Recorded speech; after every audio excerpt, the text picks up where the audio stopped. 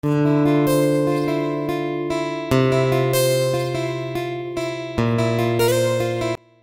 সকাল আমার প্রিয় বন্ধুরা, কোচবিহার জেলা থেকে আমি কৃষ্ণা আমার ব্লগ চ্যানেলে তোমাদেরকে অনেক অনেক স্বাগত আর আমার অনেক অনেক ভালোবাসা। তোমরা যে যেখান থেকেই আমার ভিডিও দেখছো, আশা করছি প্রত্যেককেই ভালো আছো, সুস্থ আছো। আমরাও ভালো আছি। সকাল সকাল বাসি কাজ আমি সমস্ত সেরে নিয়েছি আর এখন চলে এসেছি রান্নাঘরে এসে ভাতের জলটা বসিয়ে দিয়েছি। ওইদিকে হচ্ছে ভাতের হাঁড়িতে জল গরম হচ্ছে আর এইদিকে আমি চালগুলো নিয়ে এসে চালগুলো একটু ঝাড়াঝাড়ি করছি। এমনিতে আমরা তো কেনা চালই খাই, সেখানে কিন্তু মানে কেনা চালের মধ্যে আর কি অতটাও নোংরা থাকে না, পরিষ্কারই থাকে। তাও ওই যে আমার একটা অভ্যাস হয়ে গেছে, প্রত্যেকটা দিন আমি এরকম করে চালগুলো দেখি, বাইসাইড যদি কোনো কিছু থেকে থাকে সেই কারণে। আবার দেখবে তোমরা অনেক সময় কিন্তু পাওয়াও যায়, অনেক কিছু পাওয়া যায়, দেখবে কেনা চাল যতই হোক অনেক সময় থাকে না, আবার অনেক সময় বাইচান্স হঠাৎ করে পাওয়াও যায়। তো যাই হোক, সেই কারণে আমি দেখি আর কি। এখানে এখন গামলাতে নিয়ে নেব চালগুলো, নিয়ে হচ্ছে ভালো করে ধুয়ে তারপর হাঁড়িতে দিয়ে দিব। আর হ্যাঁ বন্ধুরা, তোমরা অবশ্যই একটা কমেন্ট করে দিও তো যে তোমরা কে কোথা থেকে আমার ভিডিও দেখছো, তাহলে আমি জানতে পারবো আমার বন্ধুরা কত দূর দূরান্ত থেকে আমার ভিডিও দেখে। আজ আমি তরকারিগুলো আগেই কেটে নিয়েছি, তো সেই কারণে ভাত তো বসিয়ে দিয়েছি। এখন কি করি বলতে ভাবছিলাম, তারপর হঠাৎ করে চোখ পড়লো আমার গ্যাসের উপরে। গ্যাসটা হচ্ছে কাল রাতে আমি এখানে রান্না করেছিলাম, তো গ্যাসটা পরিষ্কার করা হয়নি। তো সেই কারণে ভাবলাম চলো ওইদিকে ভাতটা হোক আর এইদিকে আমি একটু আমার ওই গ্যাসের চুলাটা পরিষ্কার করে নেই। রান্না বসিয়ে দিয়ে রান্নাঘরের আর কি সাইডের কাজগুলো আমি করে নিচ্ছি। আর যদি তরকারিটা না কেটে রাখতাম তাহলে আবার ওইদিকে ভাত বসিয়ে দিয়ে এদিকে ভাতও হতো, বসে বসে তরকারিগুলো কাটতাম। আজকে যেহেতু আগে কেটে নিয়েছি তাই এরকমটা করছি, না হলে কিন্তু আমি ভাত বসিয়ে দিয়ে তরকারি কাটি। কারণ যেদিন আবার গ্যাসে রান্না করি সেদিন আবার আগের থেকে সবকিছু রেডি করে রাখি। আর আমি তো গ্যাসে রান্না খুবই কম করি, আমি তো বেশিরভাগ উনুনেই রান্না করি। তো সেই কারণে রেডিটা আমি পরে করি, ওই ভাতটা হতেই থাকে, এদিকে আমি রেডি করতেই থাকি। যাই হোক, ভাত কিন্তু আমার হয়ে গেছে। আর ভাত হয়ে গেছে, এদিকে তিতা করলাগুলো আগে ভাজা করে নেব। তিতা করলা ভাজা আমার খুবই ভালো লাগে, এরকম করে কেটে, মানে বড় বড় পিস করে গোল গোল করে কেটে যে ভাজা করে, সেটা আমার খুবই ভালো লাগে খেতে। আর একটা আছে আলু দিয়ে ছোট ছোট করে আমি কাটি আর কি, সেটাও ভালো লাগে, তবে এটা বেশি ভালো লাগে আর কি। ওইদিকে দেখো গোলা রুটি বানিয়েছিলাম, তাওয়াটার অবস্থা দেখো কি হয়ে আছে। আমি হচ্ছে কাল মাজিনি ওটা, কেন বলো তো, আমি যে মানে শিরিষ না কি বলে ওটা, ওই যে রং ঘষার যেটা দিয়ে আমি কড়াই মাজি, তো সেটা না আমাদের শেষ হয়ে গেছে। তো সেটা আর কি আনতে হবে, তারপর হচ্ছে কড়াই তো না, তাওয়াটা আর কি মাজতে হবে। তো সেই কারণে ওরকম করে রেখে দিয়েছি। আর রান্না করার পর তো কড়াইটা মাজতেই হবে, তখনও আমার ওই শিরিষটা দরকার হবে। তো সেই কারণে দুটোই একসাথে হচ্ছে মাজবো। আস্তে তুলো তো চুল পড়বে উড়িয়ে গিয়ে। এই যে ভাত নিয়ে এসেছি এই ঘরে এসে খাওয়া দাওয়া হইতেছে। আজকে রান্না করেছি এই যে তিতা করলা ভাজা, আলু বেগুন, চিচিঙ্গা ছিল, চিচিঙ্গা না দুশকুশি, ওগুলো লম্বা লম্বা দুশকুশি, ওই দুশকুশি একটু চটচটি টাইপের করেছি। আর হচ্ছে তোমার ডাল করেছি, এখানে ডাল রয়েছে।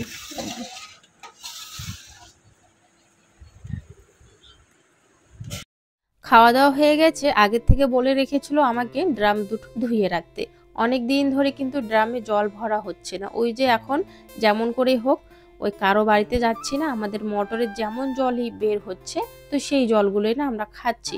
তো অনেক দিন ধরে খেতে খেতে না এখন আর ইচ্ছে করছেও না, কারণ খুব গন্ধ করে, খাওয়া যায় না, অনেক কষ্ট করে আর কি খেতে হয়।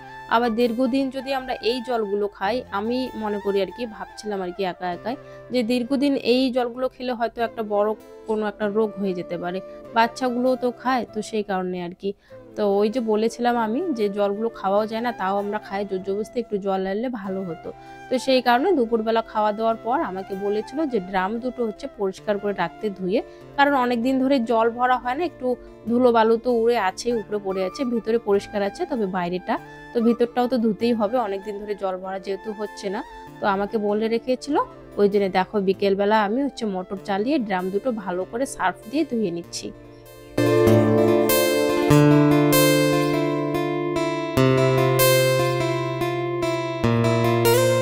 চলো বন্ধুরা, কাজগুলো করতে করতেই তোমাদের সুন্দর সুন্দর কমেন্টের উত্তরগুলো দিয়ে ফেলি। টুম্পা কুম্ভকার বলেছ, আমি পুরুলিয়া থেকে দেখছি তোমার ভিডিও। তোমাকে অনেক অনেক ধন্যবাদ গো, এত দূর থেকে আমার ভিডিও দেওয়ার জন্য আর এত এত ভালোবাসা দেওয়ার জন্য। আর পরের কমেন্টটি হচ্ছে বিথি হালদার, বলেছ খুব সুন্দর লাগলো ভিডিওটা, অনেক অনেক ভালোবাসা, অনেক অনেক ভালোবাসা আমার তরফ থেকে তোমার মূল্যবান সময়গুলো আমার ভিডিওতে দেওয়ার জন্য আর এত সুন্দর একটা কমেন্ট করার জন্য। এইদিকে ড্রামগুলো ধুইতে ধুতে হচ্ছে পাশের বাড়ির দিদিটা চলে এসেছিলো আমাদের ঘরগুলো দেখার জন্য।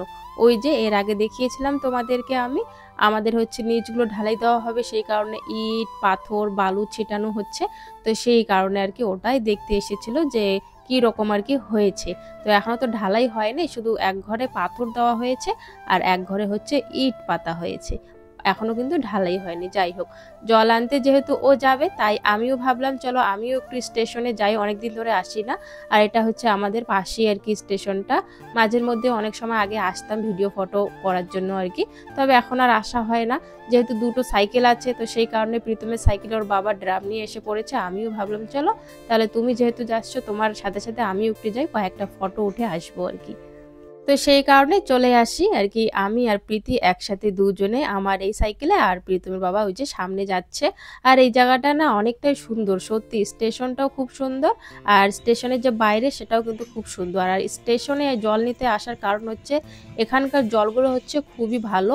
দেখো আরও কিন্তু লোক এসেছে, আরও এর আগেও লোক নিয়ে চলে গেছে, আবার যখন আমরা এসেছিলাম তখনও আরও লোক আসছিল।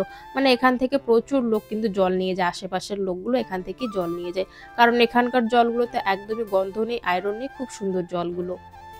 যখন আমাদের টোটো ছিল তখন কিন্তু প্রায় দিনে এখান থেকে নিয়ে যাওয়া হতো, আবার আমাদের সামনে যে অঞ্চল আছে তো অঞ্চল থেকেও নিয়ে যাওয়া হতো। তবে এখন টোটোটা নেই বলে না জল আর নিয়ে যাওয়া হয় না, আর বাড়িতে কিচ্ছু ছিল না আমাদের, তো সেই কারণে আর কি এখন যেহেতু সাইকেল হয়েছে তাই আর কি সাইকেলে করে আর কি আসা, তা না হলে তো আগে সাইকেলও ছিল না।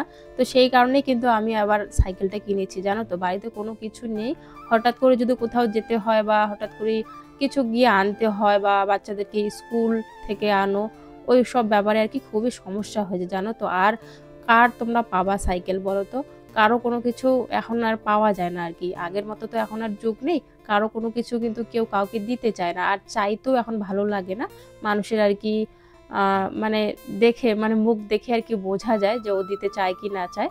তো সেই কারণে আমার তো চাইতেও ইচ্ছে করে না, তো অনেক কষ্ট করার পর এই জন্য আর কি সাইকেলটা আর কি ভাবলাম চলো নিয়েই নেই, কারণ লোকের বাড়িতে তো গিয়ে চাওয়াটা সম্ভব না, লোক দিতেও চায় না।